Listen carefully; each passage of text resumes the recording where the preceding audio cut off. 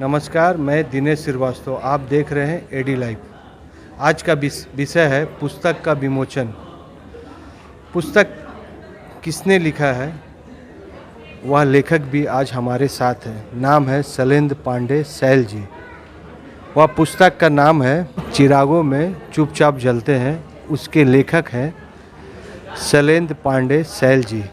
आज उसी विषय में, उस पुस्तक में क्या क्या शब्द है, कैसे वह पुस्तक पाठकों को अच्छा लगेगा, इसके विषय में चर्चा करते हैं शैलेंद्र पांडे जी से। नमस्कार सर। नमस्कार सर, क्या क्या पुस्तक हैं? एक्चुअली आज जो 2 किताबों का लोकार्पण हुआ है, उसमें से एक हमारी संगठन जो अखिल भारतीय साहित्य परिषद की जमशेदपुर इकाई है, उसकी वार्षिक पत्रिका वागधारा है। तो वागधारा में हम तमाम साहित्यकार मित्र जो अखिल भारतीय साहित्य परिषद से जुड़े हुए हैं या कुछ बाहर के भी गणमान्य साहित्य, उनकी रचनाएं हैं, उनके आलेख हैं जो वागधारा पत्रिका है उसमें। दूसरी जो किताब जो आज लोकार्पित हुई है हमारे केंद्रीय मंत्री महोदय श्री अर्जुन मुंडा जी के द्वारा, उस किताब का नाम है चिरागों में चुपचाप जलते हुए। ये किताब मेरी शैलेंद्र पांडे शैल की लिखी हुई तीसरी गज़ल संग्रह है जो प्रकाशित हुई है सर्वभाषा ट्रस्ट के द्वारा, और आज उनका लोकार्पण हुआ है। सर, जो गज़ल लिखी हुई है, पहले भी आप गज़ल लिखते थे? जी। कोई गज़ल, आपका गाना, कोई गायक, अच्छे गायक या फिल्मी में ऐसा कोई गया है आपका? एक्चुअली मैंने जो मेरी गज़ल, कुछ गज़ल के गायक जो हैं उन्होंने एक आध गाया हुआ है। बाकी मैं मंचों पर गज़लें हिंदुस्तान के तमाम मंचों पर जाता रहा हूँ, मुशायरों में, कवि सम्मेलनों में, और वहाँ मैंने अपनी उपस्थिति दर्ज कराई है। वहाँ गज़लें जाती हैं।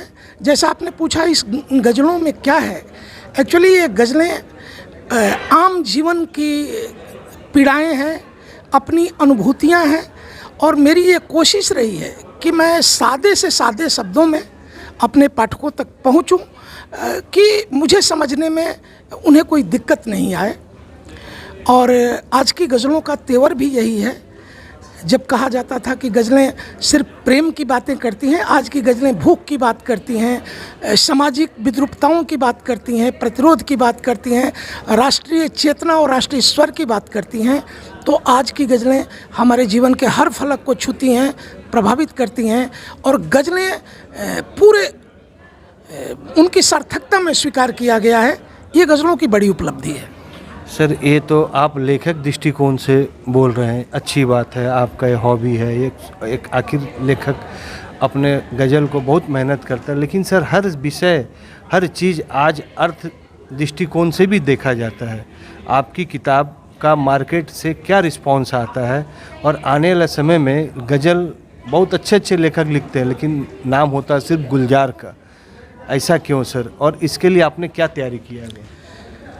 सवाल ये है कि जो साहित्य की विधा है, जो साहित्य के समर्पित लोग हैं, बिल्कुल आपने व्यवहारिक बात कही कि अर्थ भी शामिल है इसमें, लेकिन साहित्य के समर्पित लोग जो हैं, फक्कड़ प्रवृत्ति होती है, जो उनके पास साधन मुहैया हैं उनको लेकर के आपको ऐसे ऐसे लोग साहित्य के वो होंगे कि उन्होंने कागज़ पर लिख करके अपनी चीज़ें, आप याद करिए कि जब अखबार शुरू हुआ था तो उसको हाथ से लिख करके लोग बांटते थे।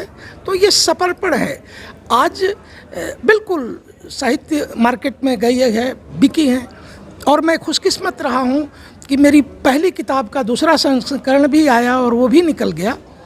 लोगों ने मुझे स्वीकार किया, मेरी बातें शायद उनको अपनी बातें लगी होंगी, उन्होंने स्वीकार किया, अपनी मोहब्बतें दी मुझे, और मैं इसके लिए अपने पाठकों का आभारी हूँ कि उनकी मोहब्बतें मुझे मिलती हैं, हर रूप में मिलती हैं।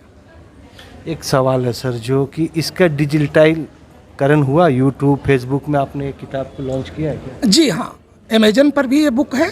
तो सेल के लिए सर? हाँ, और डिजिटल रूप में से मैंने तमाम गज़लें नहीं लोड की, लेकिन जो ये गज़ल वो आई है, ये गज़लें कहीं ना कहीं आपको सोशल मीडिया पर, यूट्यूब पर, फेसबुक पर कहीं ना कहीं ज़रूर मिलेंगी, क्योंकि ये गज़लें किताब रूप में आने के पहले भी घूमी हुई हैं, लोगों ने उन्हें पसंद किया है, और उसी बिना पर उसी आधार पर उन्हें किताब रूप में लाई गई। ये गज़ल के जो शब्द है वो कहाँ से आपने लाए हैं? गज़ल के शब्द जो हैं एक्चुअली मैंने सीखा है, उर्दू सीखा है। और आजकल के गज़लों की भाषा, जैसे मैं ये कहूँ कि उर्दू आजकल कोई गज़ल न उर्दू है न हिंदी है, गज़लों की एक अपनी वोकेबुलरी हो गई है, अपनी भाषा हो गई है, और गज़ल उसी भाषा से आगे तक पहुँच रही है अपने पाठकों तक। और ये शब्द हमारे आम जीवन के शब्द हैं, जो आज हम आप बोलते हैं, यही शब्द हैं जो गज़लों में हैं। एक गज़ल जो हमारे दर्शक भी सुने अच्छा से। मैं चूँकि कार्यक्रम अगला है, मैं ये जो गज़ल आज लोकार्पित हो दी है, इसी के 4 मिसरे पढ़ देता हूँ। मैंने कहा कि चरागों में चुपचाप जलते हुए, कटी रात करवट बदलते हुए, चरागों में चुपचाप जलते हुए, कटी रात करवट बदलते हुए, रही थी हमारी भी एक चांदनी, रहे हम भी छत पर टहलते हुए, रहे हम भी छत पर टहलते हुए। आपने देखा कितना सुंदर गज़ल। अब वर्तमान से अगर हम टैली करें तो एक तरफ यूथ फेसबुक और यूट्यूब से अपना कैरियर बना रहे हैं, और एक तरफ आज भी लेखक है जो गज़ल लिखते हैं, पढ़ते हैं और किताब का रूप से उसको लॉन्च करते हैं।